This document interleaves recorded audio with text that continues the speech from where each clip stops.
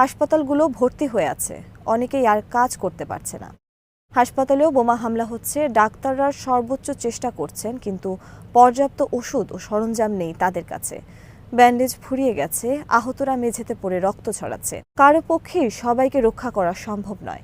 এটা এমন এক দুঃস্বপ্ন যেটা কখনো শেষ হওয়ার নয়।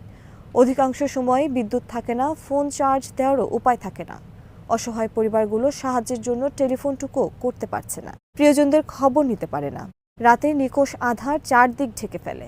সামান্য কিছু মোমবাতি শেষ ভরসা, কিন্তু মোমবাতিও মাঝে মাঝে শেষ হয়ে যায়। গাজার শিশুরা অন্যদের মতো খেলতে পারে না, তারা স্কুলেও যায় না, স্কুল সব বন্ধ। কিছু স্কুলের তো অস্তিত্বই নেই। খেলনার বদলে তারা দেখে সত্যিকারের ট্যাঙ্ক, হাসির বদলে তারা শোনে আর্তচিৎকার। খুব দ্রুত তারা বড় হয়ে যায়। 5 বছরের একটি শিশুও জানে বোমার শব্দ কেমন। 10 বছরের বহু শিশু তাদের বন্ধু বান্ধব হারিয়েছে।